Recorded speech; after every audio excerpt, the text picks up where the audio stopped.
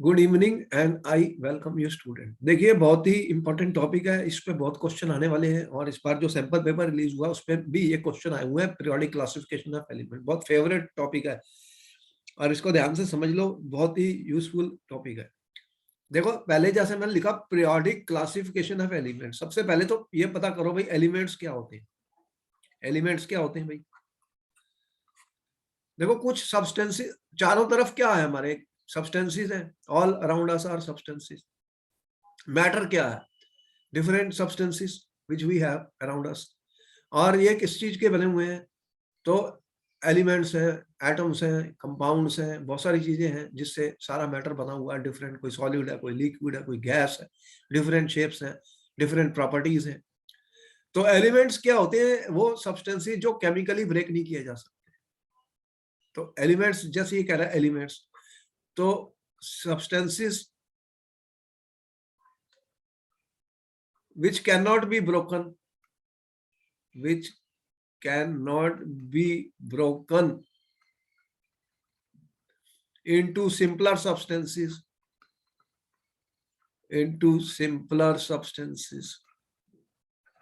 by chemical methods। तो chemically इनको नहीं ब्रेक किया जा सकता। ऐसे सब्सटेंसेस जिनको केमिकली हम ब्रेक नहीं कर सकते उनको आपने एलिमेंट बोला, एलिमेंट बोला। तो जैसे मैंने कहा कि कार्बन एक एलिमेंट है, तो कार्बन का फार्मूला आप सी लिखते हो, कार्बन का सिंबल सी है। तो आप इसके बारे में जब और जानते हो तो इसका एक एटॉमिक नंबर होता है स्टूडेंट्स। क्या होता है? Atomic number. तो कार्बन का एटॉमिक नंबर 6 है। अब मैंने एक और एलिमेंट लिखा, जैसे मैंने लिखा ऑक्सीजन एक एलिमेंट है, तो आपने लिखा सर इसका सिंबल तो ओ है, हमने पढ़ा था। और इसका जो एटॉमिक नंबर है, इसका एटॉमिक नंबर कितना है? वो तो डिफरेंट है कार्बन से, वो 8 है। मैंने लिखा सोडियम एक एलिमेंट है, चलो सोडियम एक एलिमेंट है, आपने कहा सिंबल Na है और इसका जो एटॉमिक नंबर है वो कितना है? 11 है। तो एटॉमिक नंबर जो होता है हर एलिमेंट का अलग होता है, हर एलिमेंट का एटॉमिक नंबर अलग होता है। कभी भी दो एलिमेंट जो है उनका, डिफरेंट एलिमेंट्स जो है उनके एटॉमिक नंबर सेम नहीं हो सकते। इस तरह से कुल मिला के अभी तक हमारे पास एटॉमिक नंबर का मतलब हमने ये बताया था स्टूडेंट की नंबर ऑफ प्रोटॉन्स होते हैं। क्या होते हैं? Number of protons. कोई भी एटम जब हमने बताया था स्टूडेंट, हर एलिमेंट जो है, हर एलिमेंट का एक एटम है, हर एलिमेंट का एक एटम है। कार्बन का, जब कार्बन एलिमेंट लिखा तो इसका भी एक एटम है। इसके एटम में कितने हैं? 6 प्रोटॉन्स हैं कार्बन के। और ऑक्सीजन का जो एटम है, ऑक्सीजन का जो एटम है उसमें 8 प्रोटॉन्स है। कितने प्रोटॉन्स है? 8 प्रोटॉन्स है। और सोडियम का जो एटम है उसमें 11 प्रोटॉन्स है। और हमें ये भी पता था कि जब एलिमेंट न्यूट्रल होता है, जब न्यूट्रल है तो उसका जो नंबर ऑफ प्रोटॉन्स होते हैं वो नंबर ऑफ इलेक्ट्रॉन्स के भी बराबर होते हैं। क्या होते हैं? Number of protons is equal to number of electrons for a neutral element. तो इसका मतलब जो कार्बन मैंने ऐसे लिखा और इसके अंदर 6 प्रोटॉन है, तो हमने कहा कि इसके अंदर 6 इलेक्ट्रॉन भी है। कितने हैं? इसमें 6 प्रोटॉन है भाई और 6 इलेक्ट्रॉन है। तो इस तरह से इसमें हमने कहा कि इसका एटॉमिक नंबर तो 11 है, तो आपने कहा इसमें तो 11 प्रोटॉन्स हैं और 11 इलेक्ट्रॉन्स हैं। तो इस तरह से कुल मिला के अभी तक आपके पास 118 एलिमेंट की लिस्ट मौजूद है। कितने एलिमेंट? 118 एलिमेंट्स।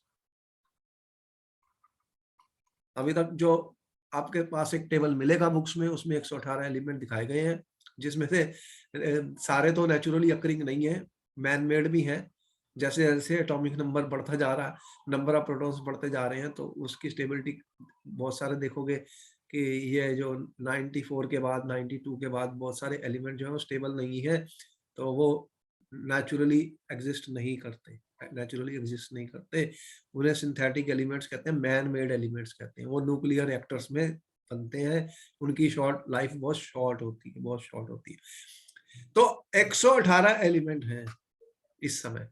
तो स्टोरी क्लासिफिकेशन की क्या जरूरत पड़ी स्टूडेंट की? एलिमेंट्स जब इसकी थोड़ी हिस्ट्री थोड़ी सी देखें, जैसे जैसे एलिमेंट्स डिस्कवर होते गए, जैसे जैसे एलिमेंट्स डिस्कवर होते गए, तो उन्हें पता लगा कि ये एलिमेंट्स हैं, कार्बन है, हाइड्रोजन है, नाइट्रोजन, ऑक्सीजन, फ्लोरीन। तो इनके कंपाउंड्स भी पता लगे कि ये कंपाउंड्स बनाते हैं, एलिमेंट्स क्या बनाते हैं, कंपाउंड्स बनाते हैं। तो ज्यादातर उन्होंने ऑक्सीजन के साथ पहले रिएक्ट किया, हाइड्रोजन के साथ रिएक्ट किया और उनके कंपाउंड्स बना के देखे। फिर उन्हें पता लगा कि एलिमेंट्स सेपरेटली और भी डिस्कवर होते जा रहे हैं। अब क्वेश्चन ये था कि अगर हर एलिमेंट को मैं सेपरेटली स्टडी करूं और उनके कंपाउंड्स उससे भी ज्यादा, तो बहुत सारे कंपाउंड्स बनेंगे, हर एलिमेंट बहुत सारे कंपाउंड्स बना रहा है। तो इनकी प्रॉपर्टीज अगर अलग अलग हम स्टडी करें तो बहुत बड़ा एक तरीके से इसे बोलते हैं chaos हो जाएगा। मतलब पॉसिबल नहीं हो रहा था कि इतने सारे कंपाउंड्स, इतने सारे एलिमेंट्स की प्रॉपर्टीज को कैसे अलग अलग सेपरेटली स्टडी करें। तो इसीलिए क्लासिफिकेशन की जरूरत पड़ी। अगर मैं ये कहूं कि एक स्कूल में भाई ये 300 बच्चे हैं 12th के, अगर मैं सबको इंडिविजुअली पढ़ाऊं एक एक करके तो कितना मुश्किल होगा भाई। लेकिन अगर मैंने इनके क्लासेस बना दिए, क्लासेस बना दीजिए, लो मैंने एक 12th साइंस का सेक्शन बना दिया, एक 12th साइंस का सेक्शन बना दिया बायो वाला जैसे, तो उसके अंदर मेरे पास 50 बच्चे हैं, तो मैंने उन सबको इकट्ठा कर दिया और उनकी एक क्लास बना दी, तो क्लासिफिकेशन कर दो ताकि इनको सारे सब्जेक्ट सेम में मैंने पढ़ा दिया। फिर मैंने एक क्लास और बना दी, कॉमर्स की अलग से बना दी, आर्ट्स की अलग बना दी। इस तरह से हम हर जगह क्लासिफिकेशन करते हैं। जिनका कैरेक्टरिस्टिक्स सेम होते हैं, जिनकी प्रॉपर्टीज सेम होती है, मेरा ये मतलब है। कौन सी प्रॉपर्टीज केमिस्ट्री में हम स्टडी करते हैं, फिजिकल और केमिकल। अगर एलिमेंट्स की अंदर कुछ सिमिलैरिटीज हैं, कैरेक्टरिस्टिक्स, प्रॉपर्टीज फिजिकल और केमिकली सेम है, सेम टाइप के कंपाउंड्स बना रहे हैं, तो हम उन्हें क्लासिफाई करना चाहते हैं एक ग्रुप में। क्या करना चाहते हैं, एक ग्रुप में रखना चाहते हैं। यही आइडिया है कि अगर हम उन्हें, उनके अंदर सिमिलैरिटीज हैं, प्रॉपर्टीज के अंदर सिमिलैरिटीज है स्टूडेंट, फिजिकल और केमिकल प्रॉपर्टीज सिमिलर है, तो हमें उनको एक ही ग्रुप में एक क्लास उनकी बना दी जाए। इसीलिए ये सारी स्टोरी शुरू हुई classification of the element. Periodic का मतलब होता है कोई चीज रिपीट करती है। तो जब जब ये साइंटिस्ट ने शुरुआत की कि उनके एलिमेंट्स जो इनकी सिमिलर प्रॉपर्टीज हैं उन्हें इकट्ठा ग्रुप बनाया जाए, तो उन्होंने कुछ पीरियोडिसिटी देखी थी, कुछ चीजें रिपीट होती थी after regular interval of time. कोई ना कोई प्रॉपर्टी, फिजिकल प्रॉपर्टी वो यूज करेंगे क्लासिफिकेशन के लिए। तो देखते हैं कि कैसे ये सारी टेबल बनी और कौन कौन सी अर्लियर अटेम्प्ट्स हुई in order to make periodic classification of the elements. सबसे पहले क्या हुआ, हर चीज को नोट कर लेना, पढ़ लेना। बहुत सारे सैंपल पेपर में सारे सॉल्व करने जा रहा हूँ सीबीएसई के, उन्होंने कुछ मिस्टेक्स भी की हुई हैं उसमें, मैं बताऊंगा आपको। देखो क्या हुआ, यहां पर आपको दिख रहा है at present 118 elements are known to us. कितने अभी तक हमें पता है, 118 एलिमेंट का पता है। आप टेबल चेक कर लीजिए बुक में। All these have different properties, इन सब की प्रॉपर्टीज डिफरेंट है। भाई अगर एलिमेंट है, डिफरेंट एलिमेंट होगा, तो आपने मुझे कहा सर कि एलिमेंट डिफरेंट है, तो ये डिफरेंट एटम से बना हुआ है, डिफरेंट एटम से बना हुआ है। तो डिफरेंट एटम का एटॉमिक नंबर डिफरेंट होता है, एटॉमिक नंबर डिफरेंट होता है, मतलब इनके प्रोटॉन्स भी डिफरेंट हैं और इलेक्ट्रॉन्स का नंबर भी डिफरेंट है, तो इनकी प्रॉपर्टीज भी फिर डिफरेंट है। तो इनकी प्रॉपर्टीज क्या है, डिफरेंट है properties.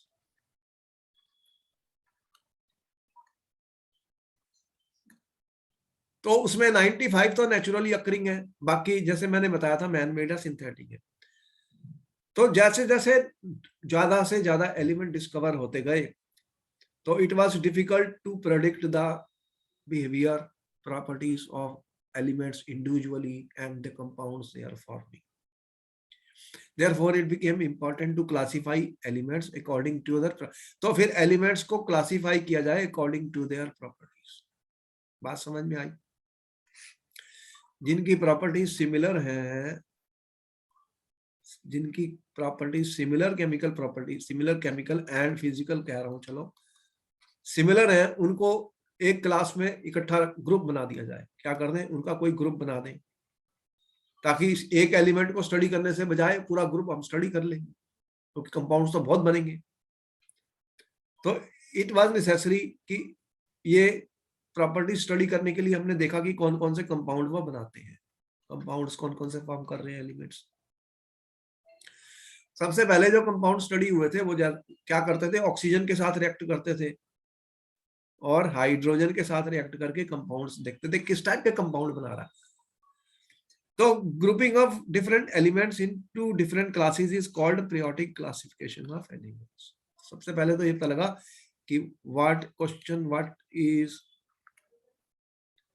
Periodic classification of elements, what is periodic classification of elements. तो ग्रुपिंग, यहां से आंसर लिखना है, grouping of elements into different classes is called periodic classification of elements. Note कर लीजिए, ये सारा नोट कर लीजिए, फिर मैं आगे चलता हूं।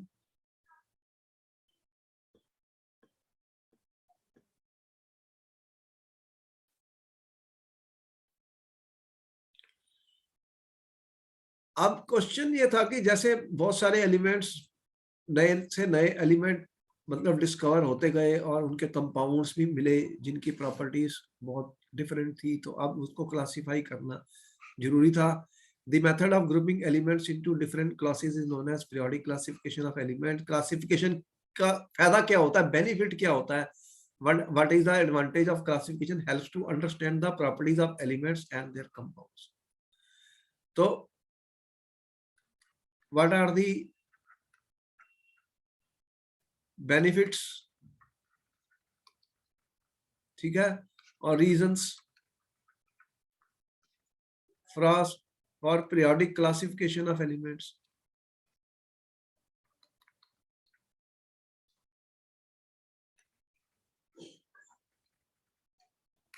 तो सबसे पहले है कि it helps to understand the properties of the elements.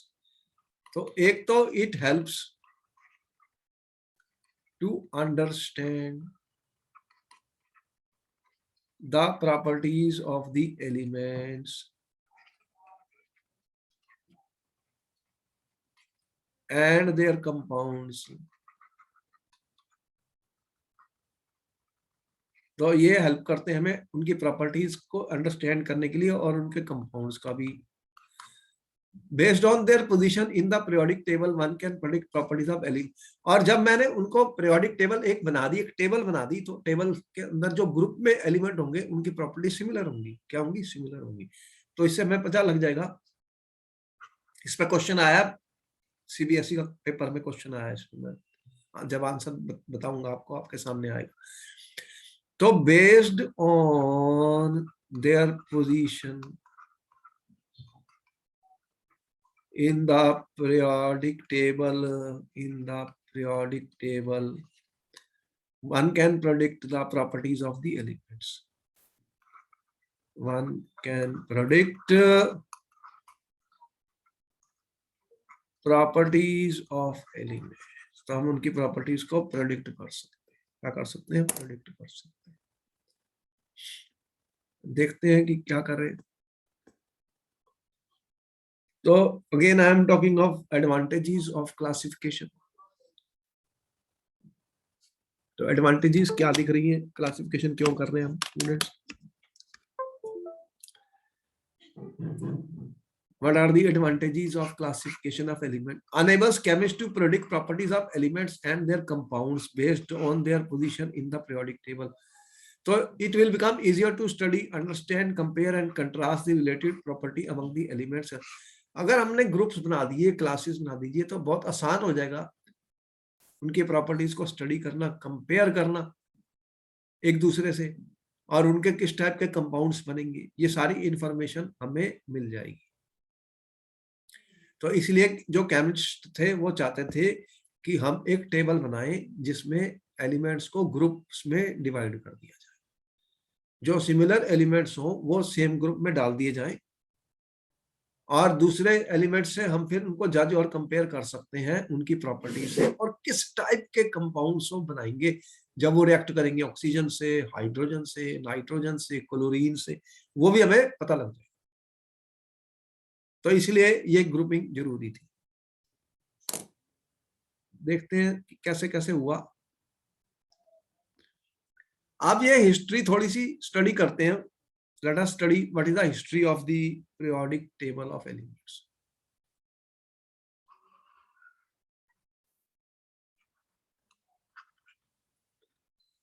Earlier attempt to classify the elements resulted in grouping elements known as। सबसे पहले उन्होंने कहा कि दो टाइप के एलिमेंट्स बताए, एक मेटल्स होते हैं और एक क्या होते हैं, नॉन मेटल्स। इसका आपको भी पता है स्टूडेंट्स, आपने पढ़ी है। बताओ क्या डिफरेंस होता है मेटल और नॉन मेटल, आपको कितना पता है, जल्दी से बताओ। 1 मिनट का वक्त है, अगर आंसर करना तो करो, नहीं तो मैं आगे बताऊंगा। फिर मेटल कौन से होते हैं, आपने कहा कॉपर मेटल है, सिल्वर मेटल है, गोल्ड मेटल है, सोडियम मेटल है। ये मेटल क्या होते हैं, मेटल वो होते हैं जो जिनके पास एक मेटेलिक लस्टर होता है, आपने प्रॉपर्टीज बताई थी। मेटल होते हैं वो आपने देखा था कि वो गुड कंडक्टर्स ऑफ हीट और इलेक्ट्रिसिटी होते हैं। तो ये प्रॉपर्टीज के बेस पे हमने डिवाइड कर दिया था मेटल्स और नॉन मेटल्स को। और भी बहुत सारे मेटल हैं आपके पास, गोल्ड है, आयरन वगैरह, बहुत सारे मेटल्स हैं हमारे पास, ज्यादातर मेटल्स ही। और मेटेलिक लस्टर ये चमकते हुए होते हैं। और फिर आपने कहा कि नॉन मेटल, उन्होंने कहा जैसे कार्बन है, ऑक्सीजन है, तो ये इन्होंने कहा ये कार्बन ऑक्सीजन ये तो नॉन मेटल है, इनकी प्रॉपर्टीज डिफरेंट है। तो ये मेटल गुड कंडक्टर है, ये कंडक्टर नहीं करते हीट एंड इलेक्ट्रिसिटी को। इस तरह से सबसे पहला जो डिवीजन हुआ था वो 2 क्लासेस में हुआ, एक मेटल और एक नॉन मेटल। तो ये कब हुआ, earliest attempt to classify element was in 1789। तो ये कौन था, एंटनी लेवोशियर। एंटनी लेवोशियर एक साइंटिस्ट थे, उन्होंने एलिमेंट्स को ग्रुप किया बेस्ड ऑन कुछ, आपको पता है कुछ सॉलिड्स हैं, कुछ लिक्विड्स हैं, कुछ गैसेस हैं, ज्यादातर सॉलिड्स हैं। ज्यादातर एलिमेंट जो है हमारे पास वो सॉलिड्स की फॉर्म में होते हैं। जितने भी है अर्थ के क्रस्ट से आपने आयरन वगैरह निकाला, सिल्वर निकाला, गोल्ड निकाला, ये सब मैट सॉलिड है। गैस का, ऑक्सीजन तो गैस है, नाइट्रोजन तो गैस है, तो गैसेस की फॉर्म में भी है, बहुत थोड़े हैं। और उसके बाद 11 गैसेस हैं, जैसे नोबल गैसेस होती हैं, नोबल हीलियम है, नियोन है, इस तरह से। और लिक्विड तो कौन से लिक्विड है एलिमेंट्स, ब्रोमीन है, लिक्विड ब्रोमीन का नाम आपने सुना हो, इस तरह से। तो उन्होंने gases, non metal, metals and earth, इस तरह से एक तरीके से क्लासिफिकेशन की थी। इस तरह से कई और भी अटेम्प्ट्स हुई, लेकिन इसका कोई बहुत बेनिफिट नहीं हुआ, क्योंकि ये बहुत ही थोड़े एलिमेंट पता थे और कोई इससे बहुत काम नहीं चला कुछ भी। तो सबसे पहले जो क्लासिफिकेशन एलिमेंट जो हमने रिकॉग्नाइज की थी वो मेंडलीव ने दी थी। उसने ये कहा properties of elements are periodic function of their atomic weights. Atomic weight या एटॉमिक मास का उसने यूज किया था।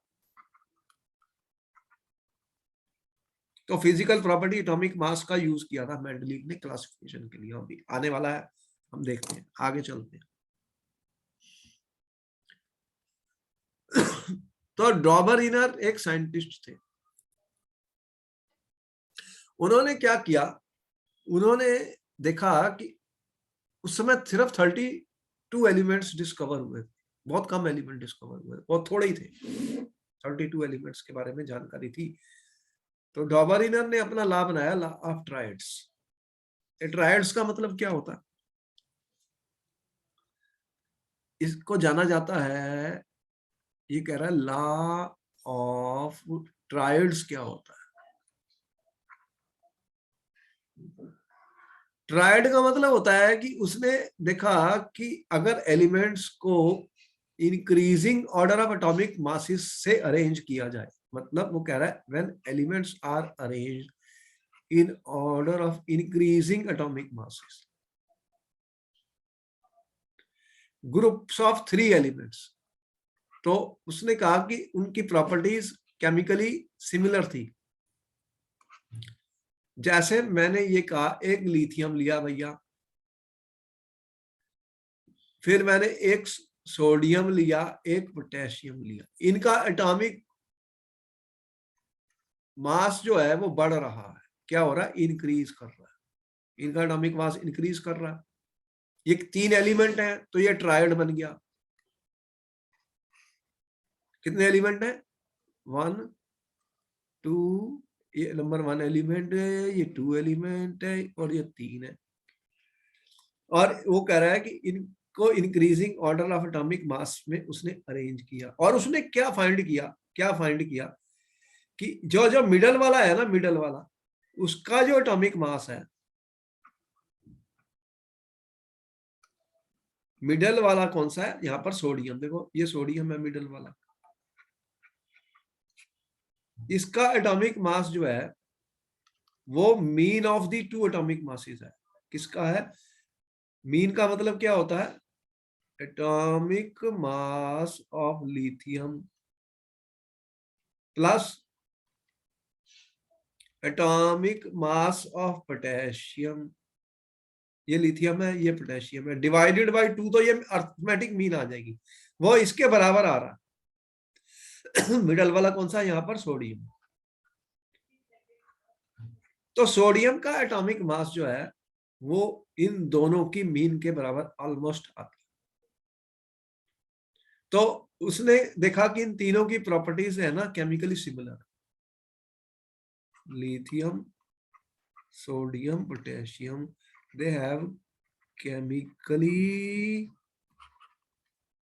Similar properties. ठीक है, तो इनकी प्रॉपर्टीज केमिकली सिमिलर है। किसकी? लिथियम, सोडियम और पोटेशियम।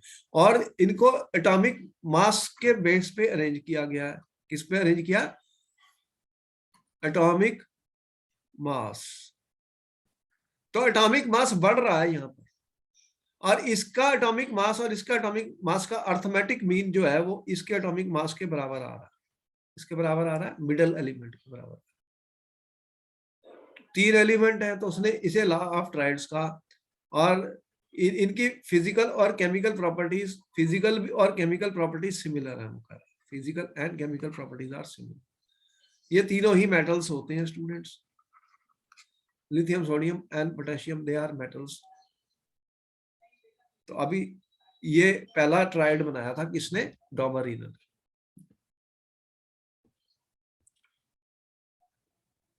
यहां पर हमने उनके एटॉमिक मास दिए हैं। देखो यहां पर एटॉमिक मास है। देखो लिथियम का एटॉमिक मास कितना है? ये लिथियम का है, मैं 7 ले लेता हूं। चलो, एटॉमिक मास, ये यू होता है 7 यूनिट, मतलब एटॉमिक मास यूनिट यू, इसका सिंबल मैंने लिया। लिथियम का, सोडियम का कितना है भाई? ये इसको 23 ले लेता हूँ ऑलमोस्ट। ठीक है, 22 में। और पोटेशियम का कितना है? 39 ले लेता हूँ। तो इन तीनों की प्रॉपर्टीज क्या है? सिमिलर है। फिजिकल और केमिकल प्रॉपर्टी सिमिलर है। और इसका एटॉमिक मास बढ़ रहा है, और इसका जो एटॉमिक मास है सोडियम का वो किसके बराबर है? Mean of the lithium and potassium. इन दोनों का एटॉमिक मास का मीन लूंगा तो इसके बराबर आएगा। करके देख लेते हैं कितना आ रहा है। 7 + 39 डिवाइडेड बाई 2 कितना आएगा? जरा कैलकुलेट करना, कितना आता? 7 + 9 39 कितना था? 46/2। तो 23 आ गया ना, which is equal to the atomic mass of the middle element. ये बेसिस था किसका? डॉबरिनर। सबसे पहले उसने ये दिया। तो पहला ट्रायड है ये, फर्स्ट ट्रायड उसने जो बनाया था।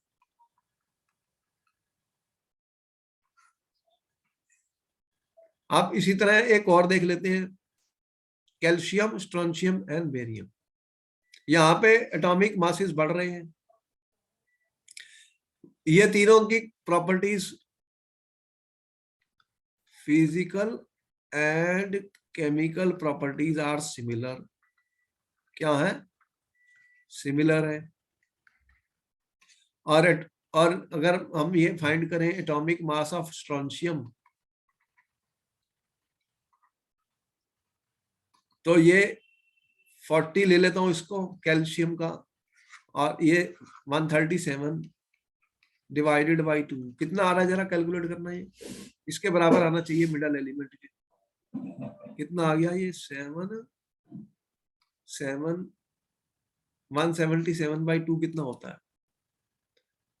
88.5, तो ये देख लो इसी के बराबर आ रहा है मिडल एलिमेंट के।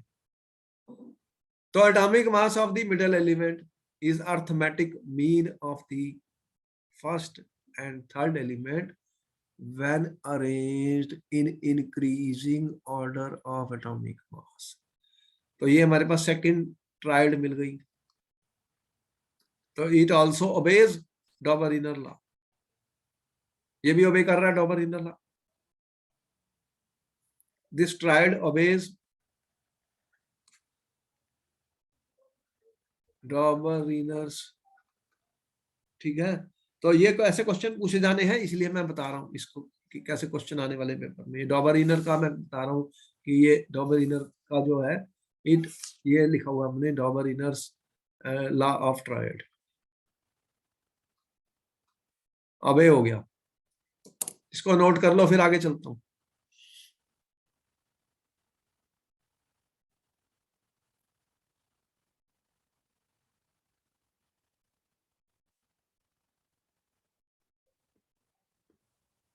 क्वेश्चन ये आया था, what is Dobereiner triad, explain. Dobereiner triads are defined as several sets of 3 chemically same elements,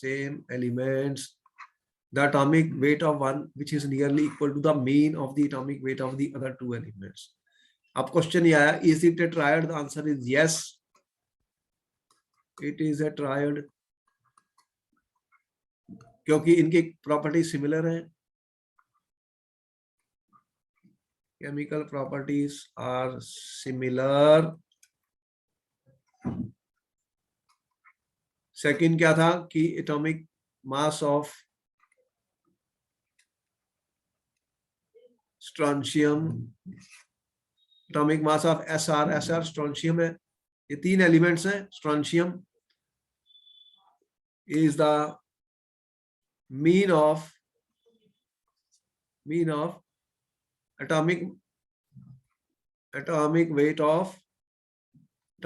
of किसका, कैल्शियम एंड बेरियम, तो इसलिए ये फॉलो करता है। These observed strontium had similar chemical properties to calcium and magnesium, and atomic weight of strontium is the average atomic weight of calcium and barium। He called this law of triad। तो ये भी law of triad को obey करता है, note कर लो।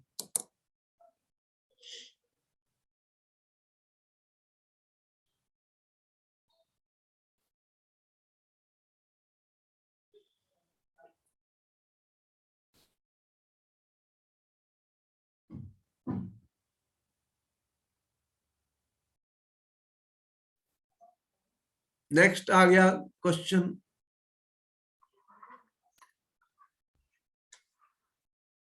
Is copper silver and gold A triad. तो कैसे check करोगे, आपके पास 2 मिनट का वक्त है आंसर करने के लिए। You have 2 minutes to answer the question. जल्दी से आंसर बत करके बताओ कि क्या ये ट्रायड है या नहीं। ऐसे कोई भी क्वेश्चन आने वाले हैं, क्या ये ट्रायड है या नहीं।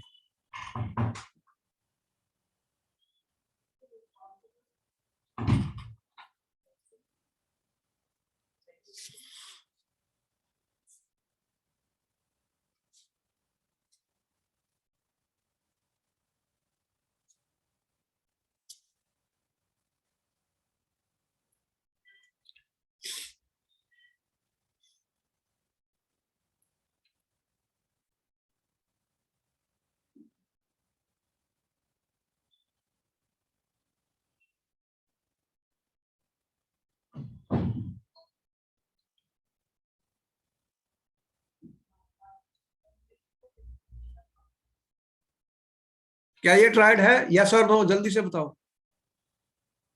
क्या आंसर निकला तुम्हारा। देखो कॉपर है, सिल्वर है और गोल्ड है। कॉपर सिल्वर गोल्ड का सिंबल OU होता है। AU किसका होता है, गोल्ड होता है। ये गोल्ड है, ये सिल्वर है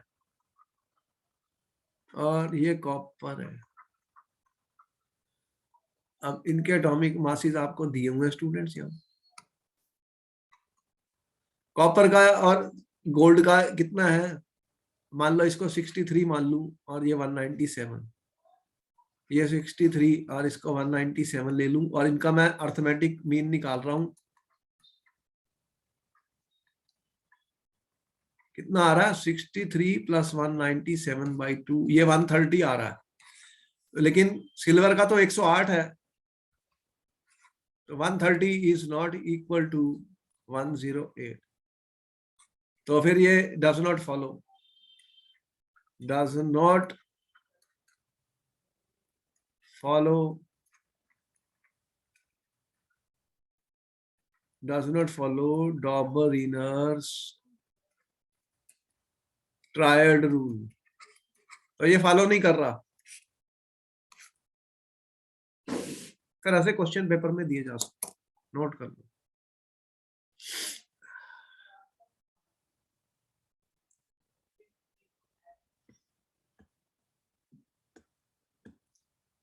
अब आपके एनसीईआरटी में उसने एक टेबल दिया हमें,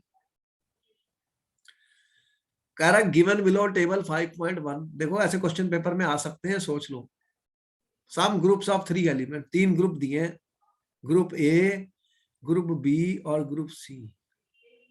ठीक है, these elements are arranged downwards in order of increasing atomic masses। ये इनके एटॉमिक मासेस दिए हैं, ये टेबल ए है और ये एटॉमिक मासेस है। Can you find out which of the groups form Dabur inner triad. इनमें से कौन से डॉबर इनर ट्रायड्स को फॉलो करते हैं, कौन सा नहीं करते। आपके पास 2 मिनट का वक्त है। You have 2 minutes to answer the question.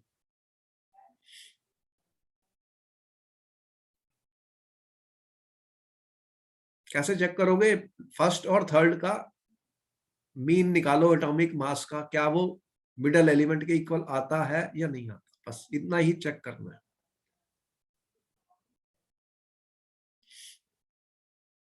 तीनों को चेक करो और बताओ कि कौन से डॉबर इनर ट्रायड को फॉलो करते हैं।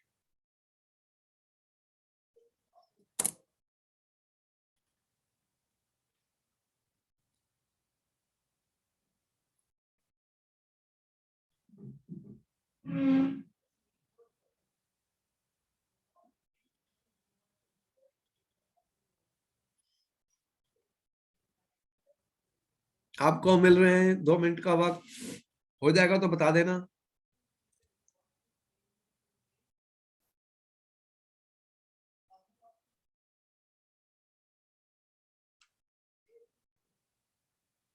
तो ए को देख लेते हैं पहले, ए को, ग्रुप ए देख लेते हैं। नाइट्रोजन का कितना है? 14। आर्सेनिक का कितना है? इसको 75 ले लेते हैं, 2 से डिवाइड करो, कितना आ रहा है? ये कितना आया? 9, 89/2 कितना आएगा? 45 के करीब आ रहा है, 44.5। तो ये तो मिडल वाले का 31 है, और 31 इज नॉट इक्वल टू 44.5। तो ये तो आंसर नो है इसका, ग्रुप ए तो नो है। ठीक है, अब ग्रुप बी को देख लेते हैं। कैल्शियम और बेरियम का तो अभी हमने किया था। कैल्शियम कितना है? 40 प्लस 137/2 कितना आया था? कितना आया? 177/2। तो ये 86 कितना आया था? 16, 86.5। तो ये ऑलमोस्ट इक्वल है, ये तो यस है। यस, ऑलमोस्ट इक्वल है। 87 और 86.5 सेम ही है, ये भी 87 ही है, ऑलमोस्ट 87 है। Yes, yes, it follows law of triads. अब इन तीनों को देखें, ग्रुप सी देखते हैं। ये ग्रुप बी का आंसर यस है।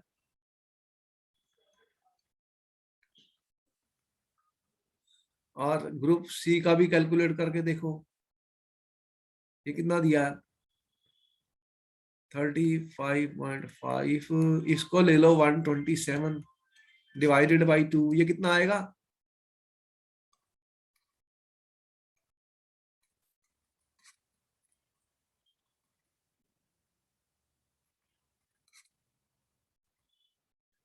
कितना आया? 2 8 16, 80 के करीब आ गया, अराउंड 80। तो ये तो सेम है, ये भी 80 है। तो ये फिर क्या कर रहा है? They form Dobereiner triads, answer yes. तो ग्रुप ए और ग्रुप सी जो है, group A and C form Dobereiner triad, ये आंसर हमारा आया। चलो नोट कर लो, और बी वाला नहीं कर रहा, इसको नोट कर लो।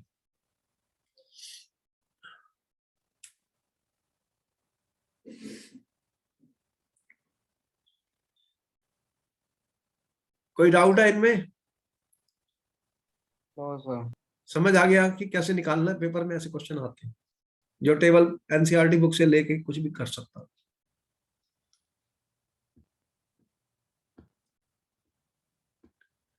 अब डॉबरिनर में 3 ट्रायड बनाए थे, ये 3 ट्रायड है, only 3 triads were given by Dobereiner. ये वाले एक लिथियम सोडियम और कैल्शियम स्ट्रोंशियम बेरियम क्लोराइड, वे 3 ट्रायड्स बने थे, इससे ज्यादा नहीं बने। इसीलिए ये लिमिटेशन है, इसकी लिमिटेशन है, और इसलिए इतना ये सक्सेसफुल नहीं है। तो इसलिए फिर ये इसको भी डिस्कार्ड कर दिया गया, इस सिस्टम को भी डिस्कार्ड कर दिया गया। तो डॉबरिनर only could identify only 3 triads, and therefore system of classification was not found to be useful, इसलिए ये सिस्टम यूजफुल नहीं था। ठीक है, only 3 triads given by Dobereiner, hence this system of classification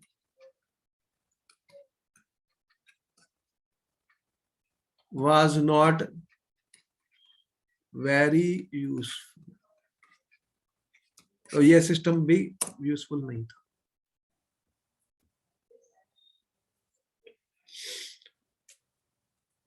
इसके बाद में क्या आया? Newland law of octaves.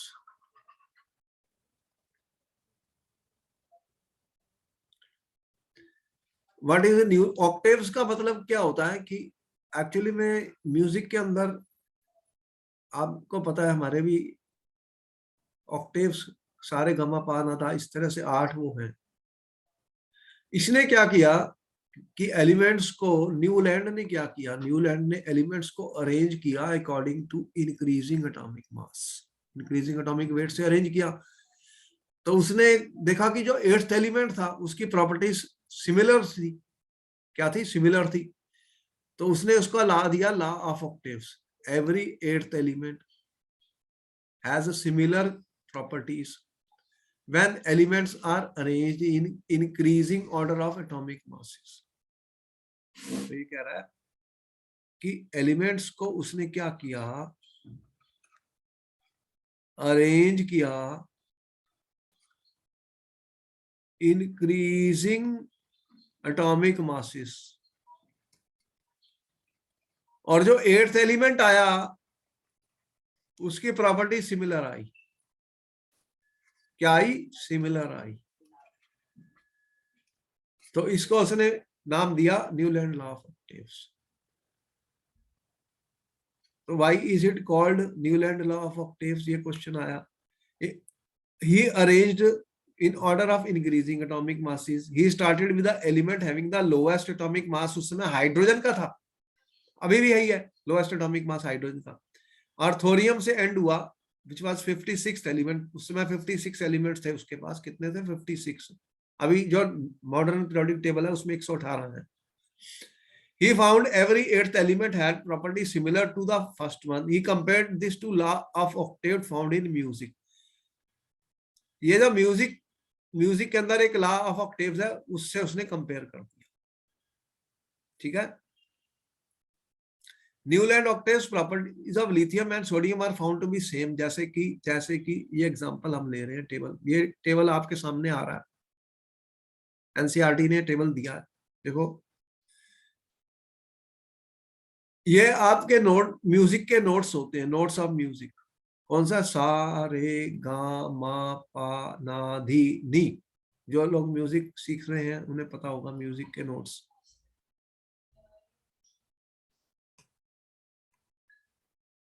उसने कहा कि जैसे मैंने ये एलिमेंट लिया पहले लिथियम, ठीक है, इस तरफ जा रहा हूं तो एटॉमिक मास बढ़ रहा है, क्या हो रहा है, एटॉमिक वेट इंक्रीज हो रहा है। तो यहां पर एटॉमिक वेट इंक्रीज हो रहा है, देख रहे हो क्या हो रहा है, एटॉमिक वेट इंक्रीज हो रहा है। अब देखिए कि एटॉमिक वेट इंक्रीज हो रहा है। अब लिथियम, अगर लिथियम से स्टार्ट करूं, 1 2 3 4 5 6, ये 7th एलिमेंट था, ये 8th एलिमेंट है, ये 8 हो गए। तो इन दोनों की प्रॉपर्टीज उसने देखा कि सिमिलर है। अगर यहां से एक करूं तो ये 8th एलिमेंट है, सोडियम 8th है, लिथियम से 8th एलिमेंट है, और पोटेशियम जो है वो फिर 8th एलिमेंट है सोडियम से। और उसने कहा कि इनकी प्रॉपर्टी सिमिलर है। क्या है, प्रॉपर्टी सिमिलर। जब उसने फाइंड किया तो इनकी प्रॉपर्टी सिमिलर निकली। इसी तरह अगर बेरिलियम से काउंटिंग करूं तो 8th एलिमेंट मैग्नीशियम आता है, और मैग्नीशियम से काउंटिंग करूं तो 8th एलिमेंट कैल्शियम आता है। ये भी 8th है, ये भी 8th एलिमेंट है, मैग्नीशियम से कैल्शियम, तो इनकी भी प्रॉपर्टी सिमिलर है।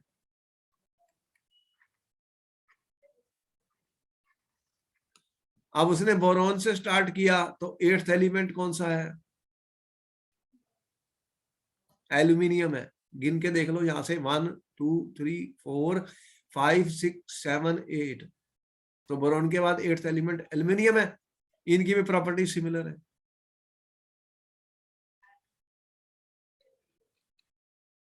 तो इसको उसने क्या बोला, law of octaves. Law of octaves ये किसने दिया, न्यूलैंड ने। उस समय कितने एलिमेंट थे, आपके सामने टेबल है, जितने एलिमेंट थे उसने इस तरह से एक टेबल बना दी, इसे बोलते हैं न्यूलैंड लॉ ऑफ ऑक्टेव्स। तो जैसे म्यूजिक में होते हैं नोट्स, उसी से उसने इसका नाम ऑक्टेव्स कर दिया, ऑक्टेव्स। अब ये पूरा सक्सेसफुल नहीं है, क्योंकि इसमें भी बड़ी प्रॉब्लम्स आने वाली है। देखते हैं इसकी क्या प्रॉब्लम्स है, क्योंकि ये जो नीचे के एलिमेंट है, देख रहे हो, ये यहां तक तो कुछ चला, लेकिन नीचे देख रहे हो इनकी प्रॉपर्टीज तो डिफरेंट है, इनकी प्रॉपर्टीज डिफरेंट है, तो फिर ये भी सक्सेसफुल नहीं है। इस देखते हैं कि limitations of Newland law of octaves, पहले यहां तक नोट करो।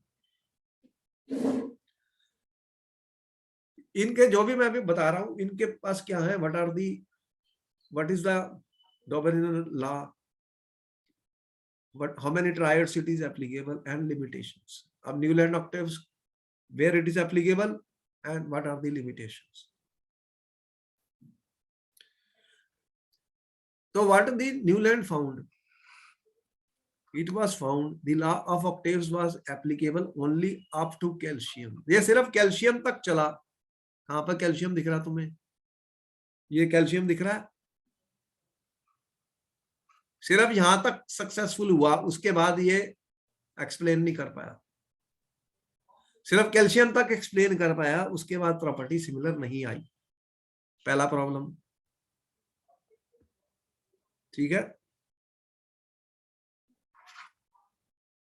After calcium every 8th element did not possess property similar to the first.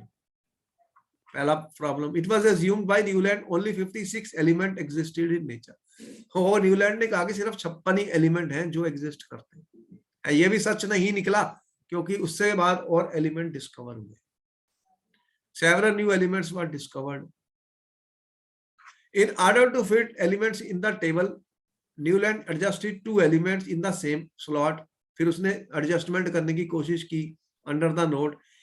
Can you find out example, note that cobalt and nickel are in the same slot and these are placed in the column of fluorine, chlorine and bromine which have different properties. अब देखो cobalt nickel कहां पे रखे हैं उसने, ये दिख रहे कोबाल्ट और निकल, उसने इनके साथ रखे फ्लोरीन, क्लोरीन, ब्रोमीन, लेकिन इनकी प्रॉपर्टीज तो डिफरेंट है। कोबाल्ट निकल की प्रॉपर्टीज फ्लोरीन क्लोरीन से बिल्कुल ही डिफरेंट है, उसी ग्रुप में उसने डाल दिया, तो वो भी गलत था, वो भी गलत साबित हुआ, गलत है। Iron resembles cobalt and nickel in properties has been placed far away. और क्या देखा, आयरन कहाँ है आपके पास, आयरन कहाँ दिख रहा है, यहाँ कोबाल्ट निकल है, आयरन किधर गया, ये क्रोमियम है, टिटेनियम, मैंगनीज, ये आयरन तो इतनी दूर है इसके, जबकि आयरन की प्रॉपर्टीज और कोबाल्ट निकल के सिमिलर हैं। आयरन की प्रॉपर्टीज उन्होंने कहा कि सिमिलर थी किसके, कोबाल्ट और निकल से। ये कोबाल्ट है, ये निकल है, और उसने काफी दूर रखा आयरन को इनसे, ये भी प्रॉब्लम आ गई। तो दीज आर द प्रॉब्लम्स। तो Newland law worked well for lighter elements only. तो ये सिर्फ लाइटर एलिमेंट्स के लिए सक्सेसफुल हुआ, और फिर ये उसके बाद कामयाब नहीं हुआ। इसको अभी नोट कर लो। ठीक है, तो यहां पर हमने क्वेश्चन ये आया था पेपर में, what are the merits and demerits of Newland law of update. Question merits बताओ और डीमेरिट। मेरिट्स में हमने आपको बताया classification work for lighter element, पहला point. This gave relation between properties of elements and their atomic mass. Number 2, it was shown by this classification for the first time there exists periodicity in the properties of the element। ये पहली बार हुआ था जब एक 8वां element की property first से similar आ रही थी, मतलब पीरियोडिक कहते हैं। तो पहली बार ये दिखा कि पीरियोडिसिटी हो रही है प्रॉपर्टीज ऑफ एलिमेंट्स। ये तो मेरिट्स हैं, नोट करो। अब इसकी डीमेरिट्स पे भी क्वेश्चन आ चुका है पेपर में, what are the demerits of Newland. ये हैवियर एलिमेंट्स के लिए फेल हो गया, सिर्फ कैल्शियम तक सक्सेसफुल हुआ, और उसके बाद नोबल गैसेस डिस्कवर हो गई। उस टाइम नोबल गैसेस वर अननोन, अब और एलिमेंट डिस्कवर हो गए, तो फिर ये सक्सेसफुल नहीं है। नोबल गैसेस वर डिस्कवर्ड, और फिर उसने देखा कि जो डिफरेंट एलिमेंट्स हैं, नियॉन बिटवीन आयरन और सोडियम रखा, argon between chlorine, it becomes the 9th element and not the 8th element which are. तो इस तरह से ये फिर सक्सेसफुल नहीं हुआ, इसको भी डिस्कार्ड कर दिया गया। तो फिर न्यूलैंड की जो ऑक्टेव्स की मेरिट्स और डीमेरिट्स के कारण ये भी कामयाब नहीं।